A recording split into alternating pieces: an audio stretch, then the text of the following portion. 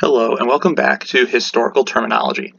Today we're going to talk about ancient Greece and what that means really, and then kind of talk about all about ancient Greece and kind of what they did. I kind of sum up ancient Greece as they did it first, and maybe you'll see why when I'm done with this video here. So when was Greece ancient?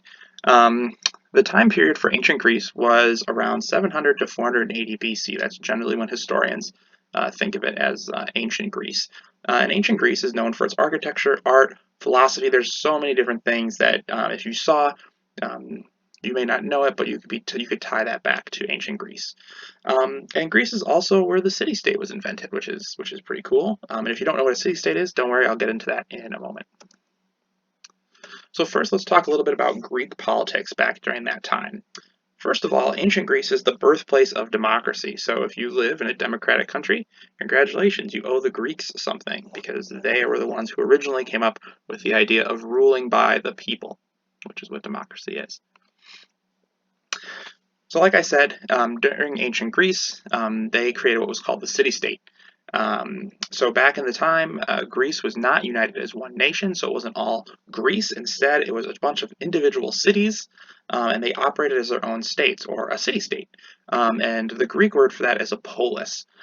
So the polis is kind of like an entire nation, but it's just a city, and every city has its own government, military, and traditions. The two most important polis in Greece were Athens and Sparta during the ancient period. We'll talk about Athens first. Athens had a representative democracy, and their city was run by the Assembly of the People, which consisted of all citizens. It didn't actually end up being all citizens, but it was pretty close. It was a large section of the city. There was also the Council of Buhl, which was chosen by chance and were given kind of in charge of supervising the city's magistrates, and they are kind of like an executive branch of government. They did a lot of like the external affairs of Athens and stuff like that. Athens was known for being very cultural. They had like theater and art and literature, and that was kind of their shtick. Sparta, on the other hand, was an oligarchy, and it was run by the wealthy and powerful. And their society was divided by status. There were citizens, and then there were several different classes of non-citizens that lived in Sparta, and they all had different roles to play in society in Sparta. Sparta also emphasized military power and a warrior culture over the kind of artistic culture that Athens kind of believed in. So there's lots of different differences there in their kind of philosophies about what life should be like in a Greek city-state. Within Greece, there were oftentimes a struggle between Athens and their allies and Sparta and their allies. So they would often fight and clash over who would kind of control the Greek peninsula. And on occasion, Sparta and Athens would also work together against common enemies, such as the Persians. So that happened a couple different times where the Greeks would fight the Persians, because the Persians, right, were a much larger empire, and they were trying to take Greece and make it part of their empire, and Greece wasn't about that. So they would team up in those instances to try to fight back. The major instance that you would probably be aware of would be the battle of, in 300. That was when the Spartans fought off the Persian army in the hopes that the other Greeks could prepare a response. That didn't end up actually going so well for the Greeks, but it's a famous example of the Greeks working together. Let's talk a little bit about Greek culture now, and they're actually kind of the creators of a lot of different things that we hold near and dear today, like drama and comedy, and then also some pretty awesome works of literature and art. First, Greek theater, and it flourished in Athens from 600 BC and on, and there were three main types of theatrical genres. There was tragedy, which is kind of like tragic plots based on myths.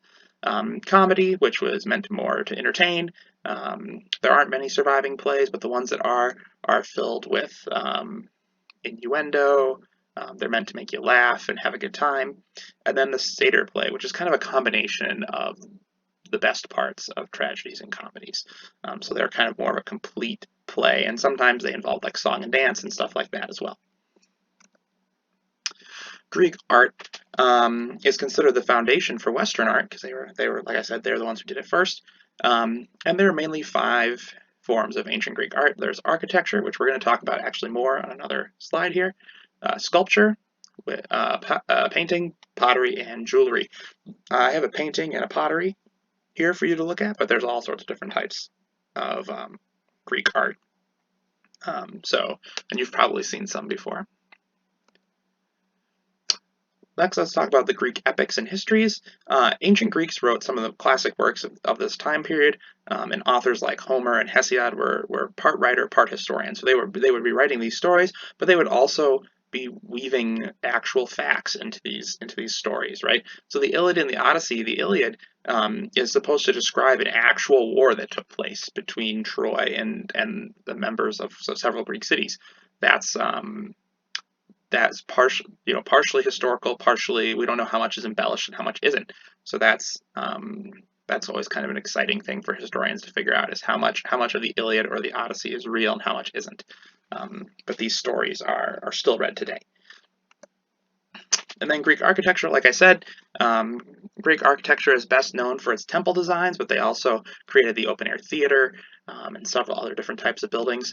And most of these buildings have these pillars or columns, mosaic tile flooring. And if you saw a picture of a Greek temple, you'd understand what it meant. This is the Parthenon down here in the corner. It's one of the most famous ones. It's in Athens, and it kind of gives you an idea of the general layout of these temples and what they would look like. You could see a lot of this type of style recreated in Rome later on. So now let's talk about the Greek pantheon a little bit, which is one of the other major contributions it gives to society, to world culture. It's really just kind of a big messed up family who all have superpowers, and I'll explain why in a little bit. There are 12 major deities within the Greek pantheon, and these gods lived on top of Mount Olympus, which is a mountain in Greece. So they're called the Olympians. And there are many stories of how these gods interact with each other and mortals and all sorts of other things. And there were other gods that end up being worshipped, but not to the extent of these main 12. These are like the main 12 gods that Greeks actually worshipped and, I guess, put the time into. The first one, of course, being Zeus. Zeus was the king of gods, and he was the god of the sky and lightning, and he came to power by killing his parents. So there you go. That's how you do these sorts of things. He was married to Hera, who was his sister, and he has so many children because he was prolifically adulterous.